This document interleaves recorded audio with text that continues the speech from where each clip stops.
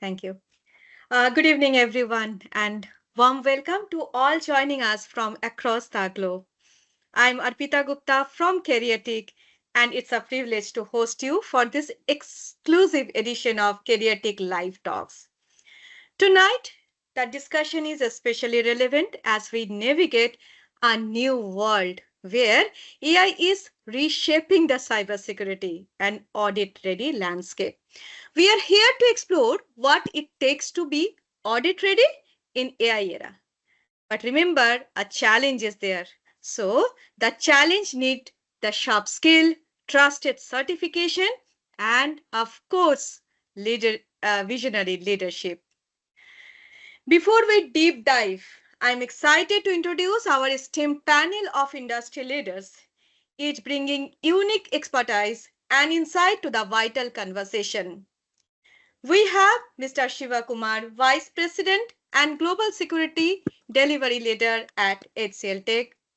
We have Dr. Ram Kumar, Cybersecurity and Risk Leader at Volvo, Global Automotive Giant. We have Mr. Mario David, Vice President, Organizational Development, JPMorgan Chase, and Mrs. Arathy Nair, Vice President, Tech GRC Leader, Wells Fargo. And of course, to guide us in today's discussion, we have Dr. Giridaran, MD and CEO of CareerTiQ, a visionary leader committed to empowering the next generation of cybersecurity professionals. Before I go into the discussion, I would love to take a moment to just introduce our eminent guest, and I just want to hear from each of them their currently role and anything they wish to share with us. Starting from Sivakumar sir. Hello, everyone. Hi, everyone. Good evening. Shiva here. I'm currently with HCLTech as a Vice President and their Global Delivery Head for the Cybersecurity business. I've been in security space for quite long, for a couple of decades at least, and I specialize in security transformation of large programs and help the client navigate through this, the cyber security challenges by handholding them and building a strong team for them to work with. And I'm looking forward to this great discussion. Over to you, Ram. Thanks, Shiva. Sir,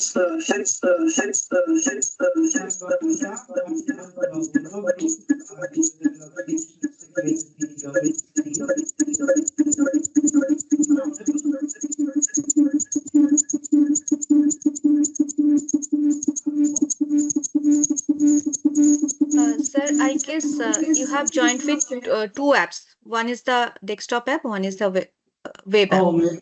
Yeah, that is the reason this echo is, sir. Okay, Log out. Is it clear now? Yes, sir. It's clear. Yes, It's sir. clear. Awesome. Okay. I'm Dr. Ram. I'm part of Volvo Group. I'm with their cybersecurity leadership and specifically now into application security governance. I have more than 2 decades experience in cybersecurity. Back in 2004, when I started, this domain was called information security. Now I specialize in cybersecurity governance, risk, and compliance programs. That's a quick introduction about myself. I'm extremely thankful to Dr. Giridaran for having me here. Thank you, sir. Thank you, Sivakumar sir also. Ma'am.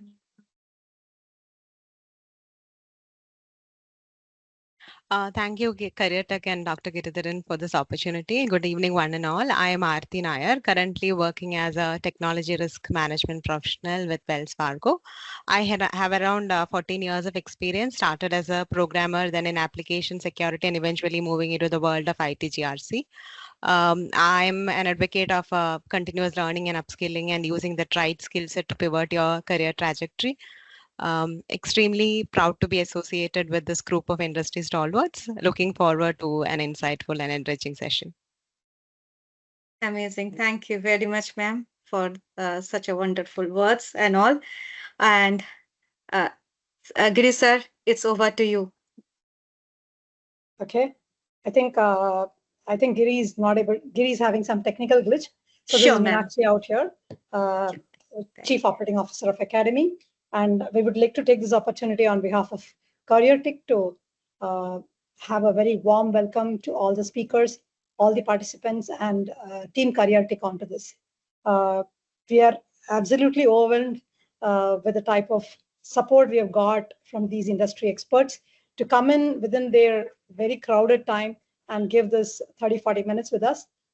Thankful to all of you. And obviously, hopefully that the participants are really going to enjoy this conversation. I think we have a little glitch in Mario joining us. An apologies for the delay in the start. Technology is giving us some trouble, but then either ways, I think we are onto the flow. Hope you all enjoy this session. Feel free to put all your questions and queries on the chat. Our chat board is on. And on behalf of you, we will put across these questions to all the speakers out here and make the best benefit of having these type of people on the board, because we know how difficult is it to get somebody's time like this. And if you've got them across here, all the attendees, all the participants, make the best out of it, right? Thanks for all joining, and I'll hand it over to Arpita back for the panel discussions. Over to you. Thank you, Arpita. Thank you, ma'am. Hi, everyone. Can you hear me? Yes. Absolutely. Yes. You're back here. Welcome. Okay. Hi. I'm extremely sorry for all the inconvenience. First of all, my sincere thanks to Arathy, Kumar, and Mr. Shiva. All of you can make it. So happy to welcome you and see all the professionals joining here. Thanks, Meenakshi and Arpita, for nicely managing the things. Okay. So quickly, I just want to discuss with all the leaders. It's not about what's happening in the industry. It's actually how we are going to manage the future. That's very important, because currently whatever is happening, we found the ways and means to live with it. But the future talks about how we are going to take security along with AI. Hope the leaders like Shiva, Ram, or Arathy will acknowledge it.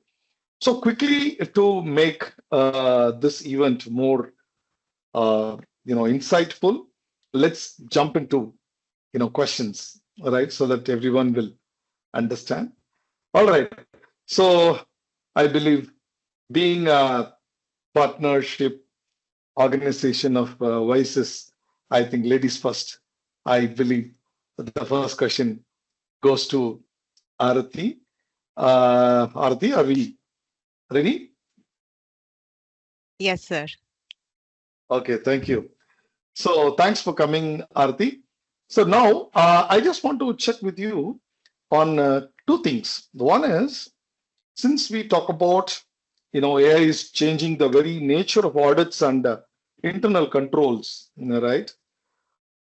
According to you, what are the top two AI-driven changes you've personally encountered in how audits are planned or executed today? Because you've been doing a lot of things in that space. So I just want you to give some insights on that. Sure, sir. So you have mentioned, Arpita also have mentioned, audit is fundamentally reshaping the way we work.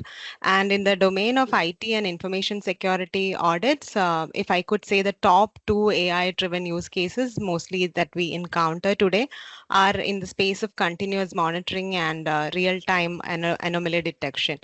AI enables our auditors to move beyond our periodic sample-based audit reviews to this continuous real-time monitoring of IT environments and controls. So this way, AI augmented risk intelligence systems can automatically review large volumes of transactions and system activities, identifying that drift from baseline patterns, anomalies, and emerging risk as they occur. And again, audit is that influential function there to help management take risk-based decisions, right? Informed decisions. So this sort of real-time monitoring will help that proactive detection of control weakness and enable the organization to take a proactive approach in remediating those problems, addressing those problems before they escalate. Another thing that we can think of is full population testing. So traditionally, our audits are all sample based, and it has a retrospective, periodic, backward samples that are being analyzed for the audits.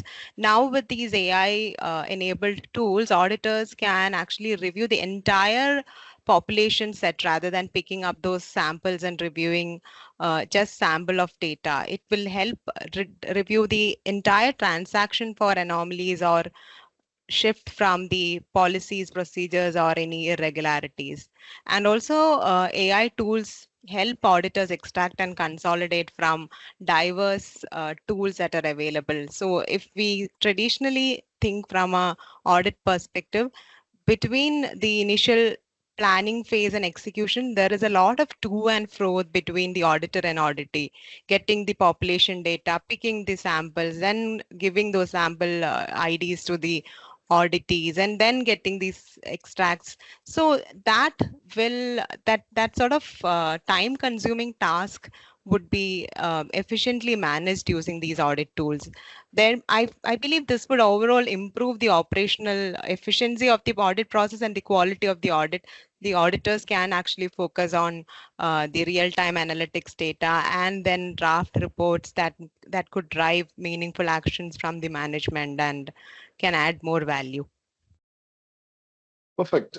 I think you nailed it, Aarti. Thank you for the great answer. So shall we move on to the next question? Now I would request Mr. Sivakumar to share his insights for this question. Hi Shiva. Hi sir, how are you? Okay, I'm doing great. Okay, so I just want to check with you, because in your career you have developed a lot of people managing global teams across, right? So I just want to understand from you what kind of new skill sets professionals must develop to remain audit ready and future proof in an AI driven world, according to you. Excellent question, Dr. Giri sir, actually, and it's very close to my heart as well.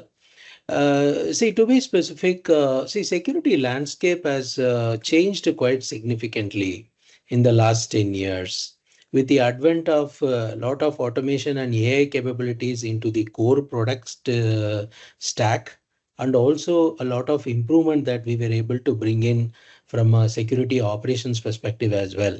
Okay, like what Arathy said, while the auditors are looking to leverage the technology, it is very important for the technologists like me and then the whole of my team as well to make sure that we meet those expectations upfront, right? And in terms of answering a question from a skills perspective, see, I think security actually, it requires a lot of communication skills. Okay, that is number one, because you should be able to speak with actually with a wide variety of stakeholders, depending on the level that you are dealing with. Okay, for example, a CISO will be dealing with the board in the respective organizations, and then with the IT managers in the respective CIO, CEO, so all CXO level communication. So communication skill is the number one skill. You'll be surprised to hear that, what is Shiva saying this? Yes. In security, communication skill is the number one requirement that I would always ask my team to actually continue to develop, right? So that's number one. Number two is I think that we should try and find a smart way of leveraging AI in the security world. I don't see really as a competition, because actually we are in a world today where there are more than 2 million jobs in the security space. And I think AI is actually a blessing, if you ask me, because what we can do, or rather what the people like me are doing, is we are advocating for more automation, infusing more AI into the work that we are doing, so that we are able to actually bridge the gap from a security skill perspective in a very rapid manner, right? So it actually helps the team to come into security and actually flourish in that career path as well, right? So I think certifications definitely adds a lot of value, Giri sir. Okay, I'm not saying because I'm in this meeting, because I personally have also benefited. Okay, trust me, when I wanted, see, I have always been a technology guy all along, right? At least until, the 10 years ago, when I had to move away from an architect kind of a profile to more of a technology leader, I chose to do the ISACA certification. So I never regret. It is the best decision that I have ever made. I can tell you. I made time for it. And as they say, right, if there is a will, there is a way, right? So I was determined to do the certification. Everybody said it is hard. I said, so be it, right? So it helped me to transform myself into a technology leader. And not just that, it also helped me to establish the credibility with my clients because I'm able to speak their language. Okay, not just at the CSO level, but also at the level even below. Trust me, guys, our clients are also looking at same amount of help that you and me are also looking for. So anybody who go that extra mile, who can offer that help, definitely gets that additional, actually, the brownie points. So it helps in your conversation. It helps to understand where the industry is going, and you are able to speak a language which universally the security practitioners would understand too, right? So it's the communication, security domain skill combined with certification and continuous learning. Okay, I like the introduction that Aarti said, right? She is a continuous learner. That's what all of us had to be. If we do that, I can tell you, AI will come in actually much help in making our career more shining, and it will help all of us together in this journey. I'm never afraid of AI. Yesterday I was in a town hall. I was telling the people saying that, look, if you don't use AI, it's a risk. If you start leveraging AI, it is actually a big an advantage for ourselves as well as for the organization. Unfortunately, the hard truth is we don't have a choice. We have to find the right way of leveraging AI. Okay, be it audit, be it in a technology build, okay, be it any work that we do in the security space. This is going to significantly accelerate our efforts to minimize the gap from a skill and capability standpoint as well. Okay, thank you. Great, Mr. Sivakumar. I think it was a brilliant answer. I welcome Mr. Mario David, Vice President, Organizational Development from JPMorgan Chase. I think Mario is a very enthusiastic, energetic leader. At the moment he checks in, I think if I ask a question, I think I'm sure he will be able to answer. Mario, I repeat the same question that I have asked Mr. Sivakumar. I think you are the right person. What kind of new skill sets, the professionals must develop to remain audit ready and future proof in AI-driven world, according to you? You're on mute, I believe. I think Mario had a difficulty in joining, Giri. Mario, you're on mute. Is it possible for you to unmute by any chance? No. Arpita and Gautam, can you please talk to Mario and please help him out? In the meantime, we will move on to the next question so that he will. Okay, great. Okay, so now the question to my, good friend as well as a great leader, Mr. Ram. Ram, actually, I just want to check with you, how can mid-career professionals, because today the industry is mainly believing the mid-career professionals growing up in the ladder and coming up and taking the leadership levels. So according to you, how can mid-career professionals use certification like CISA to pivot into audit, risk, or GRC functions? How they are targeting, how they can do it? Can you please help us to understand? Sure. For mid-career professionals, they can leverage their existing domain knowledge as well as certifying in CISA, because this CISA certification is very effective and it's a globally recognized credential. So The ways in which a certified mid-career professional can pivot is once they prepare for CISA, they gain a lot of knowledge, foundational knowledge on IT controls and audit, right? That can help in bridging the gap, right? So whatever background they may come from, say project management, general IT, quality, right? Or even finance. A lot of finance professionals, chartered accountants have transitioned very well into security audits after certifying as a CISA professional.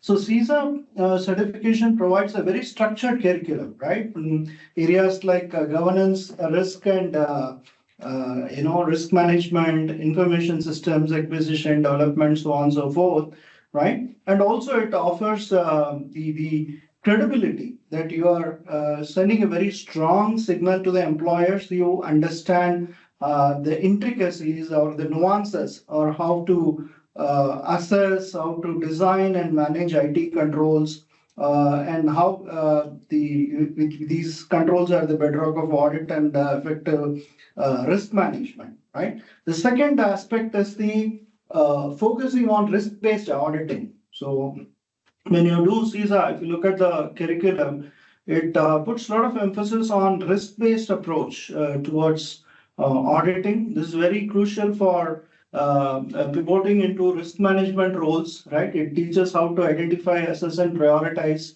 and mitigate IT-related risks.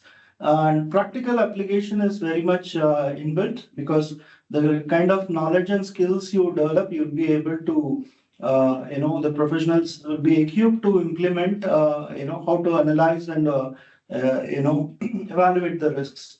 And when you look into a CISA curriculum, again, it is about gaining some comprehensive GRC coverage, right? Governance, risk management, and compliance, including various standards and regulations. So it provides a very holistic understanding of your IT systems and supports your business objectives. Beyond this, of course, this credential, as I said before, it's globally well recognized and it's much in demand, and you have an advantage in the job market. Now, specifically when it comes to strategies for mid-career professionals to leverage CISA, you'll have to look into or identify some transferable skills. So if people have experience in financial audit or quality assurance, project management, process improvement, so on and so forth, definitely their analytical skills, attention to detail, report writing, and stakeholder engagement like communication, all these things come into play. Of course, you need to build that risk management knowledge and skills as well. But people from business continuity, disaster recovery background, or project risk assessment, financial risk background, for them it is transferable.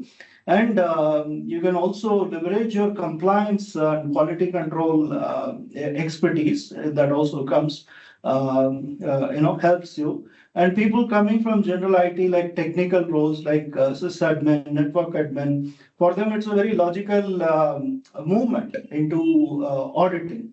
Now, what is more important is, along with the validation of knowledge by clearing the CISA exam, they also have to build hands-on experience. So they can look for internal job transfers, any opportunities within their own organization, in internal audit team, risk assessment teams, GRC projects. They can also volunteer, right, how to perform these. And for developing their technical skills also, they can set up some home labs, right? So they can work on their technical knowledge and the IT systems. And beyond that, finally, how to be job ready is for mid-career professionals. They can update their LinkedIn profile with the skills and knowledge that they gain, the expertise they have developed. And their resume has to be keyword optimized, right? Because it's all ATS resumes today, right? Whether we use Workday or Talio, everything has applicant tracking system which looks at some keywords. And you need to be very clear about what kind of skill set you are showcasing, relevant skill set you are showcasing in your resume or LinkedIn profile. And what is very important is the industry connect. If you want to, if you're looking to transition into roles, you can connect with ISACA chapters, the local chapters, attend events, conferences, and also any webinars like this, right?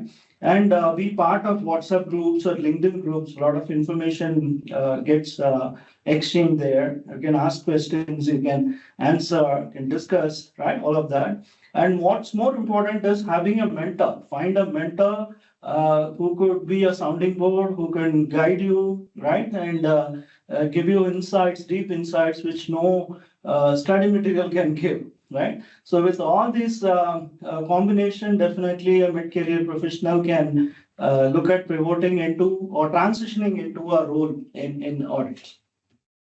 Perfect, perfect. I think, thank you, Ram. I think that's a very good input for all the mid-career professionals to come up in the ladder. Now, Mario, are you able to unmute and speak? Yeah, I'm able to. Can you hear me? Is it loud and clear? Yes, yes, very loud and clear with your lovely voice. Okay, great. Okay, so Mario, I'm coming back to the question. What kind of new skill sets? Because, you know, there are a lot of skill sets required to become future proof. So as a OD professional and leader managing a big team in JPMC, so what are the new set of skills required? I think Ram covered most of it fantastically well.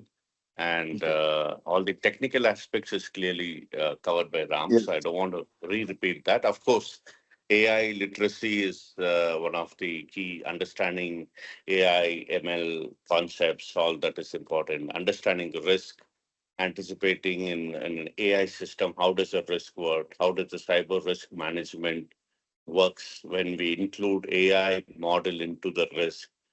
And the entire world is moving towards automation and continuous control measures because we are in cybersecurity. So, you know, a lot of automations happen in JPMorgan and Chase. As simple as a process where we monitor an outgoing email and an incoming email because every single day we get millions of emails that are coming in, and our employees also send me emails outside. So how do we automate that entire process, and how an artificial intelligence will help to automate, which in turn leads to a huge cost saving aspect for the organization. Then the regulatory aspect, I think that is a very important aspect on regulatory. All AI related regulations, there are many, but all AI related regulations is something that also I wanted to add, which Ramas clearly spoke about technical.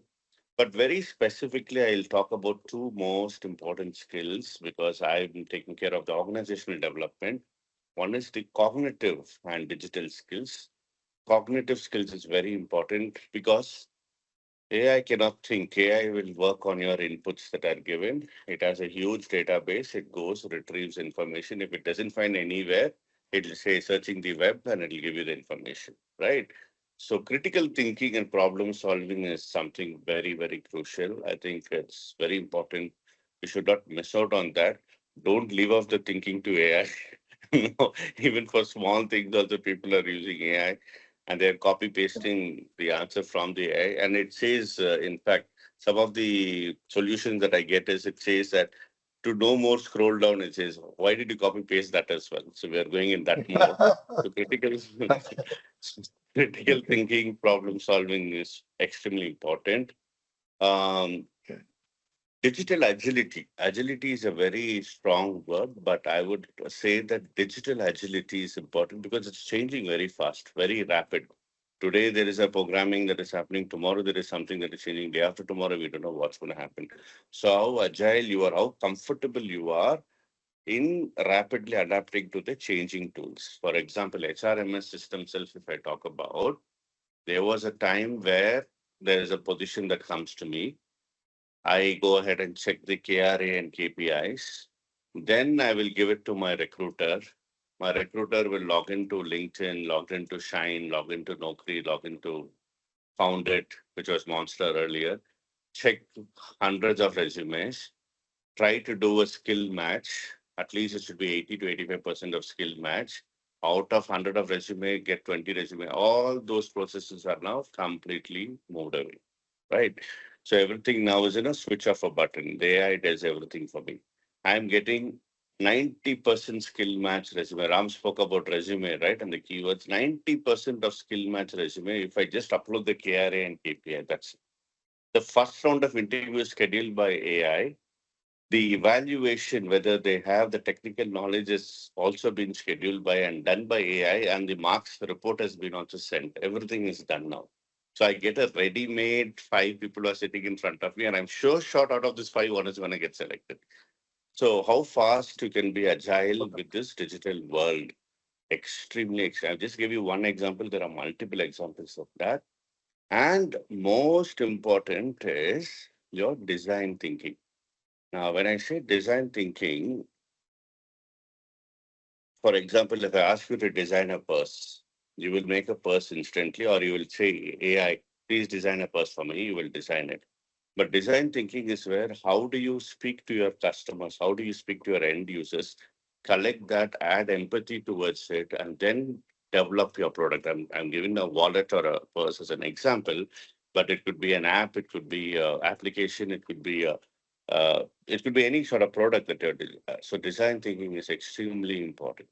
So that's about the cognitive skills. And most important is the human-centric skills also, which is extremely important. Your emotional intelligence.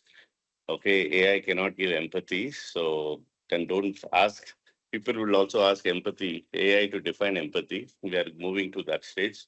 So emotional intelligence, judgment, AI can't judge. So ethical judgment is extremely important because bias is only human being has it by nature. Okay. So all those biases aspects relate to judgmental aspects. It's very important for us as a human-centric skill. Creativity and innovation, which I know pretty well, which is extremely important. Collaboration, communication. Don't just stick to your system and talk to your AI and make AI your friends. There was a beautiful movie I seen called Her. In this guy makes AI as his girlfriend, right? There are some humans as well around. So it's collaborate, communicate, very, very important. And finally, adaptability, which is a lifelong learning skills. You need to constantly keep adapting. So in a nutshell, to sum up with, apart from what Ram has mentioned, cognitive skills is extremely important, from critical thinking, digital agility, data-driven decision-making, design thinking, and the human-centric skills like emotional intelligence, ethical judgment, creativity, and collaboration. These are the thoughts. And yes, of course, the lifelong skill is adaptability, right? How are we going to adapt ourselves to the changing environment? So these are the thoughts, Giri, that I would like to share. Wow, amazing, amazing. Actually, due to the technical glitch, you missed Shiva's points. He beautifully touched upon, 2-3 important skills, which very much aligned with what you explained. Thank you, Shiva, Ram, Aarthi, Mario. You nailed it. But, while talking all these things, I'm getting a question in my mind. I think probably Shiva can answer this. We are all, working full time. See, typically there is no office hours today, to be honest, right? The 9 to 5 jobs are gone, right? Whenever the client is ready, we have to be in front of the system and we have to do it. So in this, juncture, first I would request Shiva to answer this question. How do we prepare for the global certification, Shiva? Is it a easy task while taking care of the regular activity in our professional environment? How do we allocate this? How do we manage to prepare for these global certifications? Excellent question, Dr. Giri sir, because I thought the answer was pretty much there when you asked this question, basically, because you said 9 to 5 job is gone, which means there is a flexibility that we have in our hands that we can control. So it's all about being determined, and we can plan our time accordingly, right? Say, for example, see, you could choose however you want to do, right? As far as the certifications are concerned. So I don't know, at least from my perspective, I'm a guy who prefers a normal reading throughout a longer period of time than attempting some certifications or exams. Whereas my daughter is entirely different. She doesn't study during the normal days at all, but just a couple of days before the exam, or at least the day and before the exam, she completes it. I'm not saying that's what you need to do. I think it's up to you. See, because old habits die hard, so you can choose which is comfortable for you. Either you can crush the schedule and spend the nights before the certification, schedule, and you can do it, or you can be like me, who schedule. Say, for example, I tell my team saying that, look, if I am up at 5 o'clock in the morning, don't expect any email responses from me, because from 5 to 6 is my learning time. Even my boss knows it. Even my boss knows it. I keep learning new technologies because that time is so perfect for me, where the amount of intake is more. That's what I have figured out by doing a lot of permutation and combination. So I think as leaders, we should be able to set time for ourselves, and we should be able to plan, because I think it's important for us to plan our future, right? I don't think anybody else from outside is going to actually basically create a plan for you to grow and for you to get better in what you do. It's up to us. It's an investment we are making, and actually, trust me, it is actually the worth of the investment we are making. So plan and execute. Perfect. Perfect. I think it's a great, advice, because of late, getting up early itself is a problem for many people. So at this point, you are saying you are learning from 5 to 6. See, I see one important point here. You are talking like a defense officer, because their schedules are, oh, seriously, I'm telling you, because they have to get up at some point of time. They have to go for, certain drills and do it to come up in their career, or to manage their work. I think this completely resonates with what you said, Shiva. I mean, there are early racers, there are, people like you and me are getting up and seeing and learning. That's great. But I want to go to the at least next generation. Arathy is not that much old like us. So I would like to check with, sorry, it is not that, I mean, there are various different age groups and experiences are there. So yes, Arathy, I would like to hear from you. How do you manage that? So I completely agree with Shiva sir's philosophy. So when you are planning for a certification, first have that focus, and it's good that you know why you are doing the certification. Are you aiming for a promotion, or are you aiming for a next role, or just to upskill, and you have a keen interest in a certification like CISA? So, and as Shiva sir was mentioning, if you can wake up early and dedicate that 1 hour of time, it's well and good. So when I personally prepare for something like a certification, what I do is, if I'm waking up at 6 on a regular basis, I'll try to wake up 5:30 or 5, and then not immediately, like I'll start with 5:30 and 5 o'clock, and then we'll continue that for the time till I do with the certification. This way, I'll be able to manage that 1 hour time for myself. And then for a certificate like CISA, it needs a lot of dedication from your side and needs support from the community around you. So I keep my family informed during those 2 months or 3 months that I will be busy for the next few weekends. I won't be able to actually allocate my time because I have my kid and husband to take care of. So that duty I'll transfer to him and manage the entire load of certification and learning and focus on that for that particular period. And I would not suggest just reading through and understanding. If possible, have study buddies. I've been fortunate to have study buddies throughout whichever certification I've done. So most recently, I completed AIGP. There also, I found somebody in my peer group who was from my organization who was working towards it. So with them, what happens is they make you accountable and you have that continuous discussion and brainstorming that's happening continuously, not on a daily basis, but over the weekends if possible. And you will dedicatedly focus your time on discussing and clarifying the doubts you have around the subject. So one of you might be quite well versed in a particular domain and the other person would be in a different domain. If not, in both of them would actually find out sources to go through and enhance your knowledge. So that way that discussions will instill that knowledge in your mind forever. It would not be just reading through and forgetting. So that is one thing that works well. And then when I was, CISA was my first certification from the security landscape. So when I was doing CISA, I tried to find out people in LinkedIn who already were CISA certified.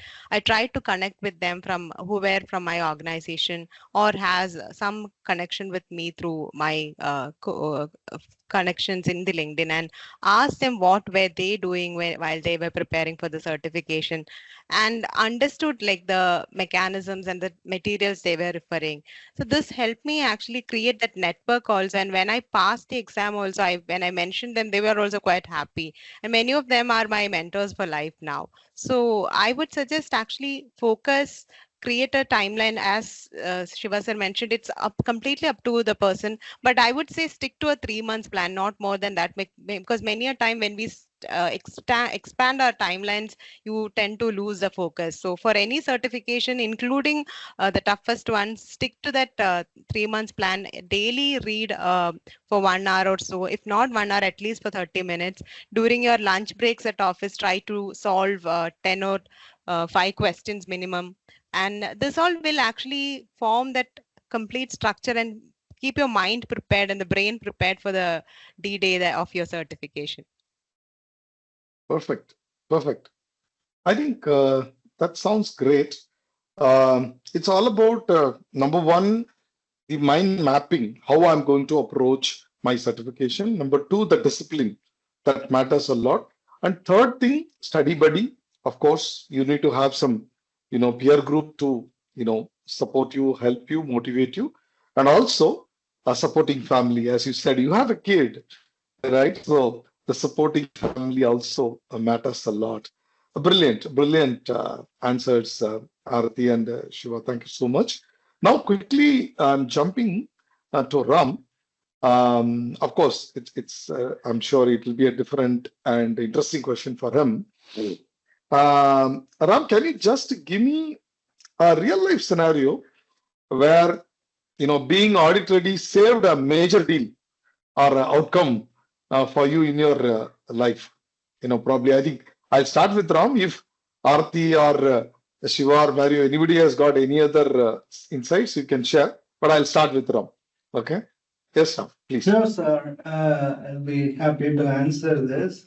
So this happened when I was running cybersecurity in a mid-sized American company catering to the mortgage banking sector. So we were preparing for ISO 27001 ISMS certification when we got a major deal from a top US bank.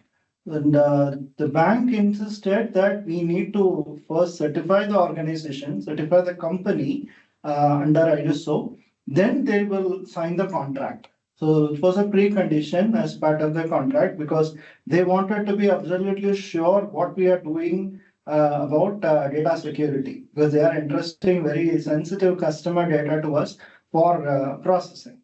So as such, it was a mandate, customer demand or a customer mandate. So since we were already preparing, we just speeded up the processes, the controls, implementation, and very quickly, within about 1.5 months, we were undergoing a stage 1 audit for ISO from our certification body, and we cleared it. And that helped us to get the contract and earn revenue. A lot of prestige for the company also, that they got a contract from a very large bank, US bank. So that way, this audit actually being audit ready saved us, and we got a major deal. Oh, wonderful. Yeah, just to add on to that, to what Ram Yeah. said, I think there are many instances, for example, while We have been helping with the clients with the security operations or security transformation and so on. I mean, it is like a sudden ask that would come from the client from an audit perspective, saying that, now look, we are going to go through this audit in the next 6 months. So how can you make sure that the security transformation you are doing is going to give the confidence to the auditor that it will not jeopardize any of the actual work that we are doing today, right? So many a times we have gone actually beyond the contract philosophy, and see, because that's how you lock your clients for life also, right? You go beyond the contract philosophy and try and extract the things that we are doing from a security transformation perspective and take the controls that are relevant. For example, if I take a healthcare customer, they need to be HIPAA compliant in the US, right? And this company is a very large company, right? So we have to take out those security controls, create some additional documentation, create a simulation in terms of, basically this is how it's going to work on the cloud and still help you to be HIPAA compliant. That added a significant confidence to the company. And of course, the client got a lot of confidence, and the auditors also were very happy that we are able to go beyond the contract and handhold the customer during some of these difficult times. If it was not gone through, then I mean, you can imagine the amount of impact. See the penalty, etc. It runs into millions of dollars. Okay, basically depending on the size, depending on the region, depending on the maturity that you are in, etc. But I think that's where being proactive, being able to actually anticipate what's coming in our way, and also going the little extra mile with the clients will really help you in a long way.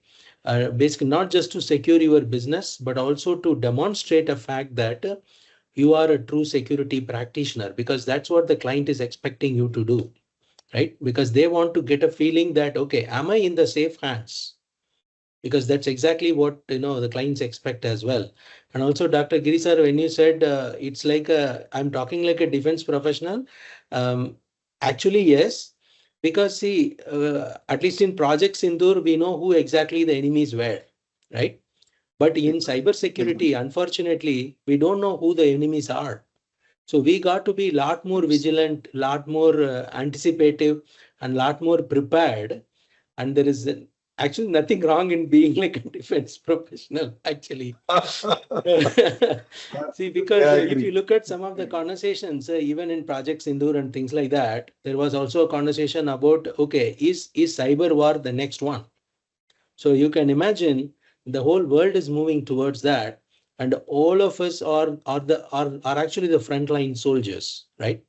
For us to protect our clients against the cyber attackers, right? I mean, I can go on this topic for hours, but I thought that I should just share some of this short, basically, small experiences that highlights how we helped our clients, helped them to mitigate some of the challenges that was actually coming in their way. Thank you. Absolutely. Thank you, Shiva. I think definitely it's a very valid input that we don't know where is the attacker, in this threat landscape. So where is the attacker, from which geo he is trying to attack us? We never know.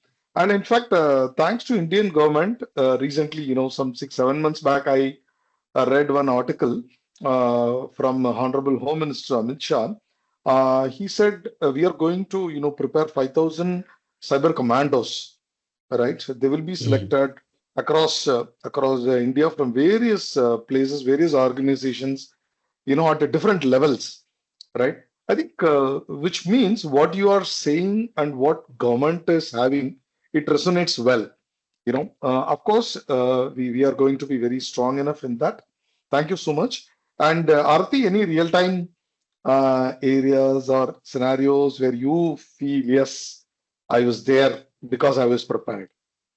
So basically, when we design controls now with the invent of all these security audits and increased regulations around the industry that I'm working on, there is an enhanced focus on designing controls that is aligned with the business risk.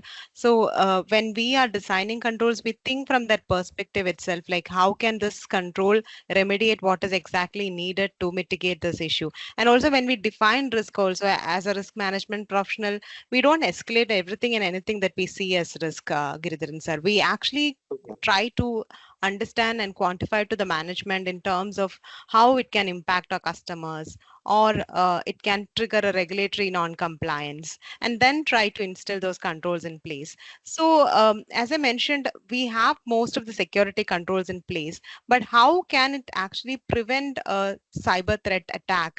That is a question there. And there should be a risk-based approach when we define and design those controls, and that will definitely help in instilling that cyber threat intelligence and mindset for the employees everywhere.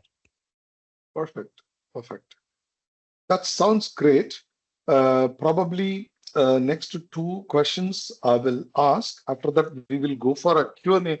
I mean, some session by Arpita. After that, we will go for a Q&A.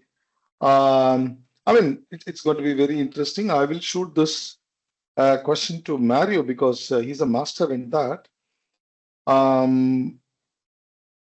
Mario, I think what is your suggestion to all the professionals, right, to stay current and upskill without burning out?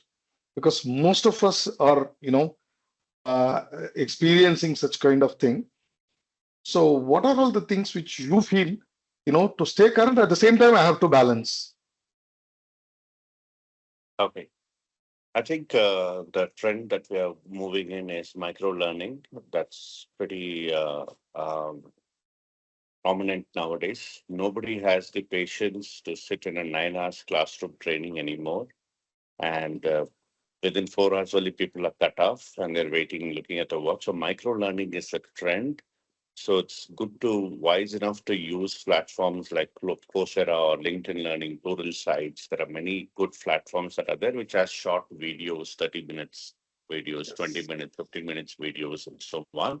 A very focused session. So first is that. Second is there is another concept called just-in-time learning. So just-in-time learning is another concept where I think Ram's daughter has already adopted that learning style. So she's going to succeed in the near future.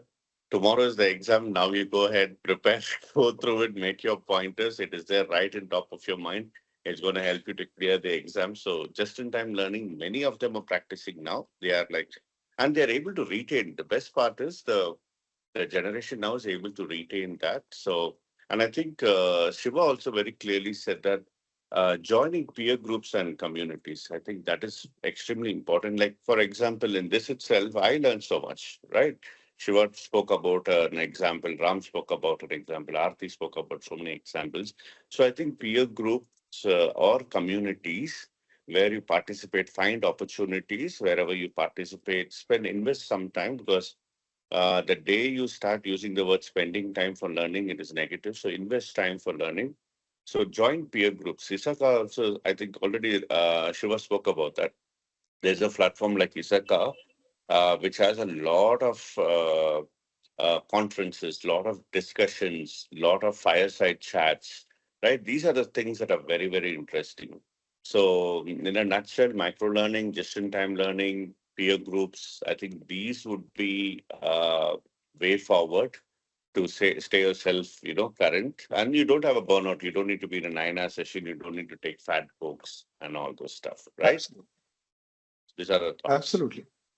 Absolutely. Thank you, Mario. Actually, sometime back, I just posted in LinkedIn about my thoughts. It's called the 330-300 concept, right? It's nothing but, 3 minutes. Take 3 minutes to analyze whether that particular topic is of your own interest, which is going to help you or not.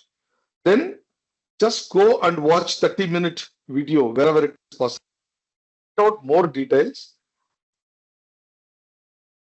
Get into a 300,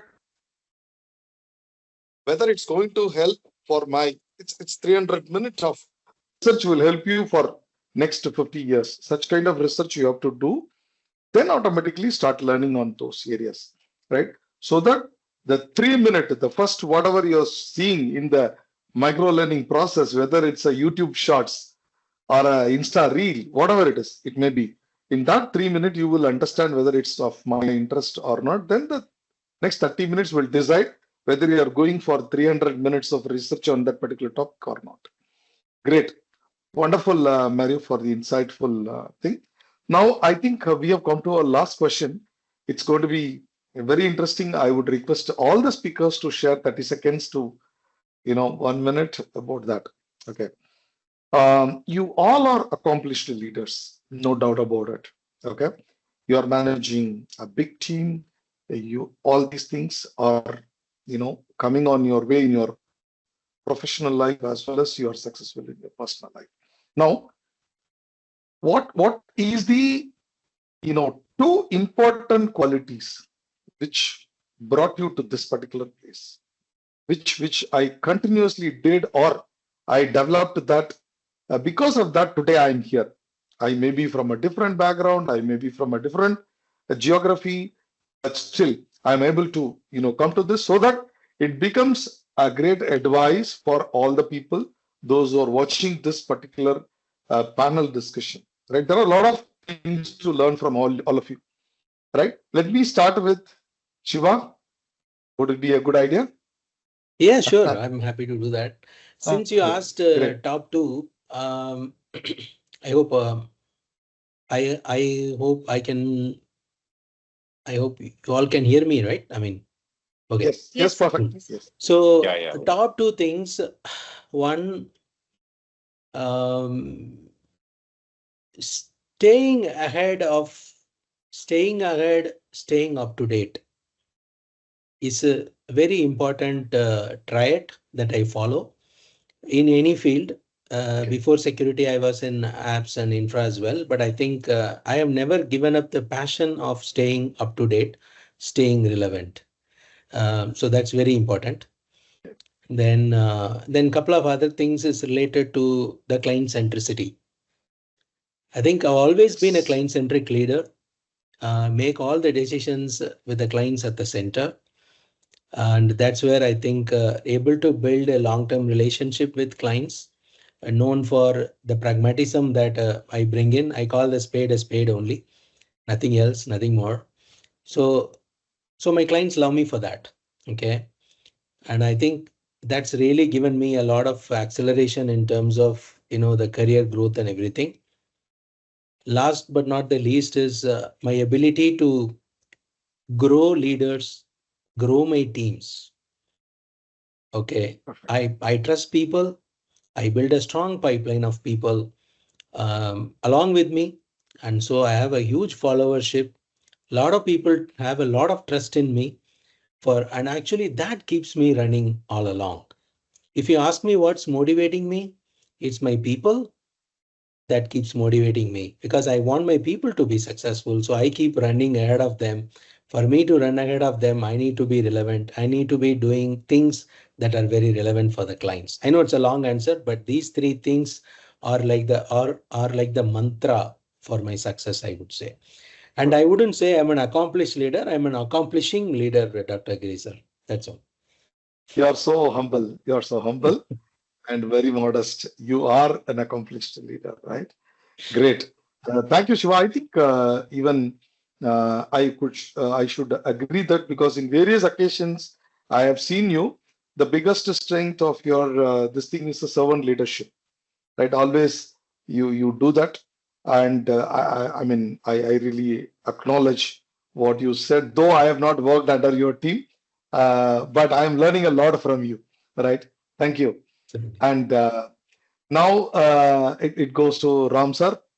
Please, what are the two important things which you feel? Sure, sir. Not just to a few. What's important is your ambition matters most, right? When you're young, you're very ambitious. So your ambition will push you to do whatever it takes to achieve your goals. So that's important. So having a growth mindset and investing in yourself in terms of time, effort, resources to upskill, that is important. Have a long-term vision for your career, where you want to end up. And today, the notion of conventional career of continuing till 60 is long gone. By 45, 47, 48, you are done dusted in corporate sector. So that means you need to achieve a lot in this short shelf life and then be ready for the next stage in your career, corporate career. What next beyond corporate? Are you ready to be an entrepreneur? So all these things you have to reinvent with the times. And importantly, want to upskill, 6 months of hard work puts you 5 years ahead. The kind of knowledge you gain and validate and put to use, effective use, that actually gives you the edge. And continuous learning is very important. Shiva sir and everyone spoke about this. Learning and applying that knowledge and skills is critical for success. Even today, after being in the industry for more than 2 decades with so many certifications and degrees, I still feel I'm a student. I need to learn a lot to keep pace with the change in technology, business models, and regulations. So my end speak would be stay curious, network actively, and align skills with industry requirements to accelerate your career. Thank you. Thank you, Ramsar, because I completely agree with you. If I open LinkedIn, I never close without seeing your post. That's a daily activity, I'm telling you. Okay? Because there will be something to learn from that. Because you are very active and you are very good in networking people. I have to recollect my first meeting with Ramsar. I said, sir, I'm coming to Bangalore. Can we meet? He said, why not? Immediately. He never even thought about a minute. He said, why not? Such a busy man. He said, why not? Then, very humble, simple man, he said, sir, evening, this time, will it be possible for you? I'm coming to a coffee shop. Do you mind coming there? See the, urge or the passion to network with people. We first met in a coffee shop, to be honest, like lovers. From that minute, I fell in love with him. So that's that's the starting point. Thank you, Ramsar, for your continuous learning, networking people. Thank you so much. Now the thing go to Arathy, please. So I completely agree with whatever Shiva sir and Ram sir said. It's very important that we stay curious, we keep ourselves updated, find the time to upskill and learn, and also to help people like you. I'm not as proficient in networking as Ram sir or Shiva sir, but I try to actually mentor and guide juniors in my team or people who actually reach out to me personally to check on certain aspects and help them pave that right path. And one thing I feel that we have to develop is that emotional intelligence, that being resilient, because you might face, multiple issues and concerns in multiple phases of your life. So stay resilient. They say, right, without rain, nothing will grow. So you have to learn to embrace that storms in your life. With that, stay positive and develop that eternal optimist approach. Think towards matters in a positive approach. For every problem, there are solutions. So that is one thing that the young generations can actually inculcate and develop in themselves. Because for me, 5 years back or 10 years back, if I think about, I used to actually feel panicked and used to be quite anxious about things if it is not working in the way I intend to have. But with age, I have developed that capability of being resilient and seeing things from an emotionally resilient and positive approach that have made a lot of changes in the way we approach things. And in the field of IT audit and all, you used to interact with multiple stakeholders on a day-to-day basis. You might end up in conflicts and disagreements. So think of that in a positive way. Approach, be a listener. Don't get into conflicts and arguments in the first go. Understand and make people understand also what are you trying to convey, and also think from their perspective and listen properly. These are the skills that we should develop, like listening skills, staying resilient. That all will go a long way. Yeah, perfect, Arathy. I think thank you so much for reminding me because I always respect women folks because we are just going and asking, hey, what's the breakfast for today? Right? Uh, for many of us, post-COVID, the question is changed. Okay? The husband, wife, both of them discuss what's the breakfast we are going to make today. So that kind of scenario we are into. Again, it goes when I met Arathy in an event, right? Staying humble matters a lot, right? Though you've reached a certain stage, of course, everybody is reaching, trying to reach the better place. But still, what I admire from Aarti is staying simple, staying humble, always. That matters a lot. Even though you have a lot of knowledge, skill, experience, expertise, all these things, staying humble, staying simple, and a continuous learning. Thank you, Aarti, for the wonderful word resilient. Women are the classic examples for staying resilient in all the situations. Thank you so much, Aarti.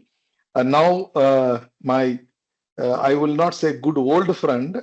He will take it otherwise. My good friend Mario David. Very interesting personality.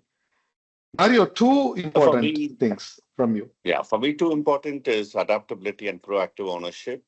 Why I said adaptability is when I started my career into after the serving the Indian Army and I moved to the training field, it was more on attendance sheet, feedback sheet, question paper, all these things. It was extremely manual. And today we are embracing a lot of tools and technologies. We have gamification based training, we have bot based training, we have mobile app and AI driven trainings that are going on. So I think adaptability with the change of time, with the change of technology, then the LMS era came, then many other aspects came. So I adapted to change. I think that is extremely important. That helped me to, because there were many trainers during my era, few of them did not adapt to themselves. They were there. Okay, but there are a lot of efforts that you need to make, learning, a lot of more than learning, unlearning. Unlearning is very difficult than learning because you are completely brain conditioned in certain aspects. But when you need to unlearn those things and getting adapted to gamification, getting adapted to how AI works into the training, how data collection, how do you make historical references, how do you do a skill gap analysis using artificial intelligence? So I think that is one. Second is proactive ownership. When I mentioned the second important skill is it's about uh, thinking beyond your job description. Most of us go off like towards a job description and we get stuck like a tick mark. So how proactively you're taking ownership. Thank God with the evolvement of startups, with the boom of startups, there is no more one road. Okay, that's a good thing that has come into the today's era. There is no more one role. Hey, I am working in this company. My role is a marketing head. No, you have to take proactive ownership and not only taking proactive ownership, being accountable for what proactive ownership you're taking. Don't think, oh, this is my role, but I'm still trying to help you this. Okay, it shouldn't be like that. You are also being accountable for the proactive ownership. So always go beyond your job description. Although maybe my KRA KPI does not talk about development assessment center, it does not talk about talent mobility, right? But still, I involve myself in creating tools for an assessment center. Still, I involve myself in understanding talent mobility, right? So these two things in a nutshell, adaptability and proactive ownership is what has helped me to bring it so far. Thank you. Perfect, Mario. After discussing with all of you, I personally, interacted with you in many occasions. One important quality which I've seen in all the four of you is giving back to the society. You are trying to help others with your knowledge, right? This is a common quality which I have seen, be it professionals, be it students. You have taken all the efforts to help the uh, colleagues, friends, professionals, students, especially, you're trying to help. I really take a bow on this particular quality from all of you. All right. Thank you so much. And now It's time. We are trying to close this event by exactly 8:40. Since we have started a bit late, we're trying to close this by 8:40. Now, I will request Arpita to take 5 minutes on how CareerTiQ is helping the professional to achieve their dream certification CISA. Exactly after 5 minutes, we will get into a Q&A. There are a lot of questions in the chat available. We will select exactly 5 questions. We will try to close it by 8:40. Hope it is fine with you all. Right? So over to you, Arpita. You are left with 5 minutes to quickly give the insights to the audience what exactly CareerTiQ is doing to support the professionals to achieve their CISA. Please. Thank you, sir. Yeah. So before that, I wish to thanks all of you, our esteemed panelists and the incredible audience. We already seen that it is a floods of questions and all. So thank you for being over there. So here, this is exactly where we step into the second phase of today's event, the official launch of something we have built with deep intention and industry collaboration. It is none other than our CareerTiQ CISA event. That is the product launch. So, Prince. Great. Okay. Thank you. Thank you, Prince. Let us great. Yeah. It is a proud moment for us to being the part of ISACA because getting ATU accreditation itself is a big honor. And now we are actually globally we are able to take care of any global certification as an edtech. That is where our proud is basically. So with this positive note, I wish to give you a quick walk regarding our program itself. Prince, yeah. So first of all, obviously we need to know that what was the need actually. So the moment we just got some queries and all, and also we are being driven with so many data from IBM, from ISACAs and all, we got to know that there is a skilled professional, certified skilled professional gap over there in the IT auditor domain itself. So from there, the thought procedure came. Then from there, the CISA certification concept came to our mind, and we started looking for the best option for us. Next. So the moment we are talking about the that is IT audit certifications and all, the obvious go-to organization is ISACA. So what is ISACA? It is that is 50 decades old. ISACA is an organization who is a global professional association focusing on the IT governance. And we can find 185,000 professionals are associated with this particular organization across 188 countries.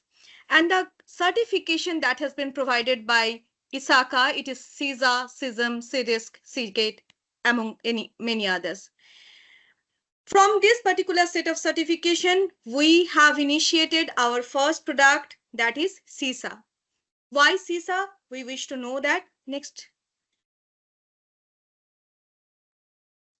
Yeah, the moment we are just searching about the CISA certification in the Google, it is one of the top most 10 certification in this world. So you can see that right inside I have put up that particular thing. So why it is being so? Reason? It is a preferred certification by IT auditors, security professionals, and the risk managers. 90% of the Fortune 500 companies hire CISA certified. So they trust CISA global certification. And the certified professionals, though already been certified in the CISA domain, they are getting instant 40% salary hike in their respective domain itself. Over 270,000 professionals are globally certified in CISA itself. Next, please. Now, obvious question come to our way that who are those able to be benefited with CISA? So here is my answer. It is not that the people with a mid-managerial level or extreme expertise and all. We can see that the people who are coming with 0 to 2 years of working experience, after completing the CISAs, they can go and jump into and get the career option like IT auditor, GRC associate, SOC compliances analyst and all. Same way for 3 to 7 years mid-managerial, we can see that they are data governance analyst, risk and control specialist, and with other so many roles are over there. For the leaders, yes, it is the heaven, I can say that. So CISA certification help us to grow. That is what I can give you the understanding. Next. Obviously, as an individual, we do have the query always. If I'm being CISA certified, what is the next career boost I'm going to get? So here we can say that if we consider our certification weightage in terms of the salary growth and all, here I have given us strategical data. In India, in the entry level only instantly we can see that there is a career growth in we are getting the salary package in between the 6 lakh to 12 lakhs, and mid level it is 12 to 25, and senior level 30L is it easy to go to get. For USA it is, you can see that the data is visible enough. So here we can understand, being a professional, we understand that how the CISA certification could have been a career boost to all of us.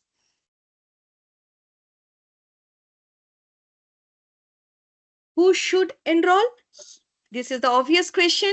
I already in our chat box, I have got some question from some of the freshers that whether we are being eligible for this certification or not. Yes, you are too much. You are actually been in a correct positions, correct place to get to know the correct answer. Yes, all the people who are being experienced IT professional with 5+ years of experience, they are being welcomed for CISA certification. Freshers with who are passionate in cybersecurity are good to go for CISA certifications, as well as any of the cyber enthusiasts who are targeting the careers in IT audit, risk and compliances. They are always been welcome. So there is no boundaries to get this particular certification to avail. Next. Thank you, Arpita, for your wonderful thing. So you want to talk about quickly take 1 minute because we are running out of time. So quickly, I you can just talk want about to, CareerTiQ. yeah, only this is the thing, because of the question comes to our mind that why we are, because we are ISACA's accredited organization. That means you can trust us because we serve the best to get your dream certification. That is what I wish to conclude. Thank you, Tim. Thank you, everyone. Thanks, Arpita. Can you, just if you want to reach us, you can send an email to reaches.isaka@careertiq.com. That's better, so that we will try to help you to achieve your career goals. So thank you so much. So now quickly we can get into the top 5 questions. I would request Meenakshi to share the questions so that the speakers will be able to choose any top 5 questions in the interest of time. Okay. Actually, there are a lot out there. Okay. So let me just. Yeah, before you start, Meenakshi, we will ensure that all these questions are answered and sent to their registered email ID. Whoever asked certain questions, we will ensure that we will send them. Definitely, it's been an interesting conversation. I think we've heard a lot. It's going to take a little time for us to really comprehend and take it with us.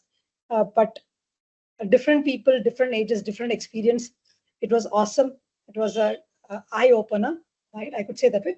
But maybe taking up a few of them, which has come out, is that first thing is that I think Anubhav is trying to ask top 3 high-impact use cases for Gen AI in cybersecurity, which you have seen working. Okay. Maybe, yeah. So Meenakshi, I can start with one. Absolutely, go ahead. Where we have seen some significant advantage or outcome. One of them is large-scale incident investigation. Okay.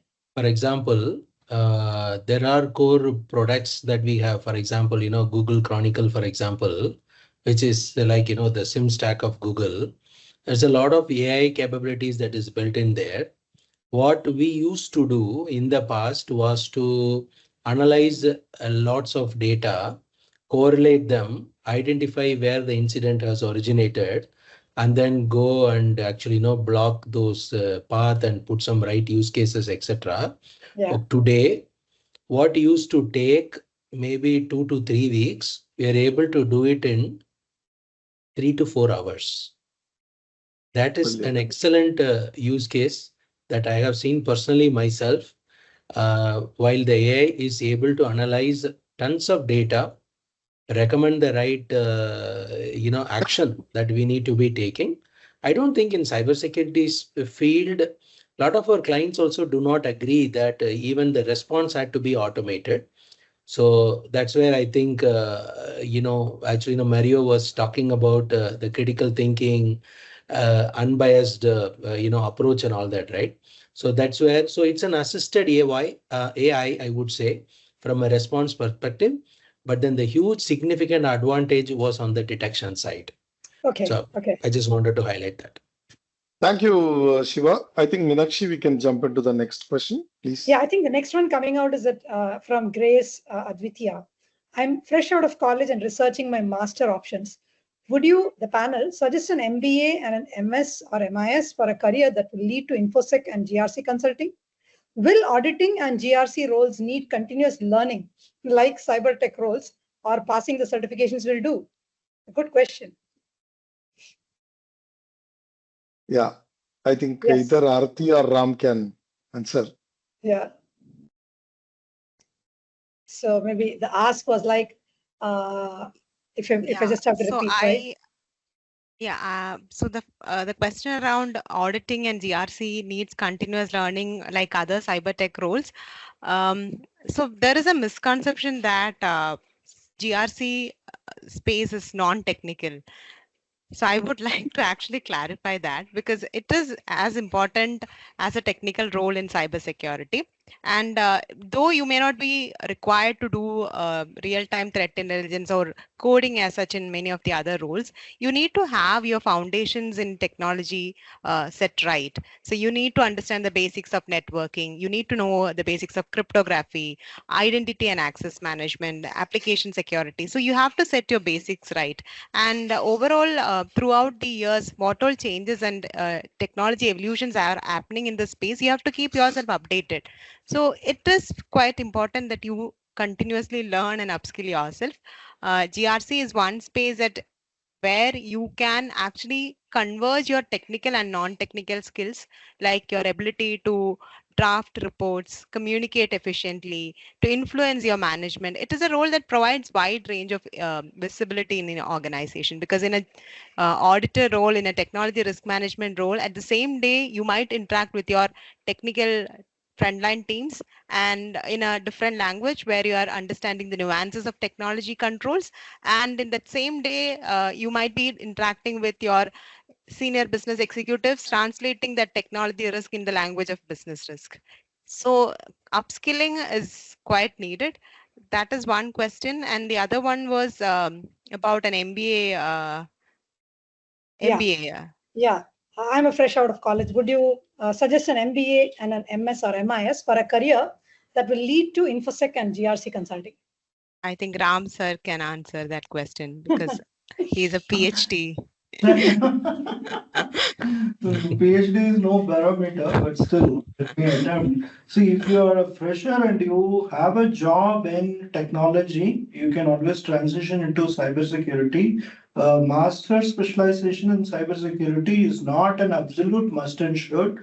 Many of us have come without a master's in cybersecurity, but still, if you are very ambitious, you want to have a master's degree to make your foundations pretty strong, go ahead. If you're a working professional, I mean, you just got a job, you can do a executive master's program for working professionals, especially in the tech area. Then as you grow into your career, you want to step onto managerial and further down the line leadership role. It's worth investing in a MBA or a PG program from in management from top management institutes like IIM, the top rank. So that's my advice on this. Perfect. Great. Thank you. Meenakshi, we can quickly jump into next. I think and maybe the benefit of time, last question. Here, Mohsin is saying that I have a cloud background and want to transform myself into auditing domain. From where shall I start? Yeah, I think maybe Mario could help us. See, can I answer? Yeah, go ahead. Yeah, Anybody's please. Okay, if you're a cloud professional, of course, you should be having strong base on cloud technologies, whether it is AWS or GCP or Azure. You can always certify either as a CISA and also learn auditing the cloud. You have Cloud Security Alliance, they got CSI STAR program, get yourself familiar. Then you have CCM also, Cloud Controls Matrix. So all these checklist frameworks and again a conceptual understanding and launch your career as a cloud audit professional.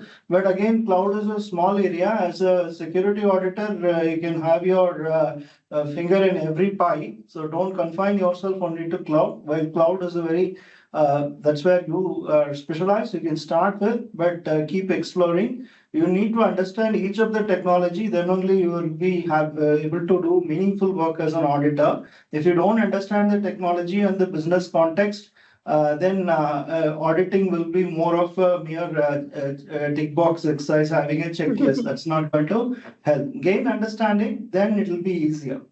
Yeah, I think maybe it would be like maybe start, make a small step. From there, you expand the scope of learning, right? You can't perfect everything and then get into a profile. If you're very enthusiastic about get into the job, take a small start.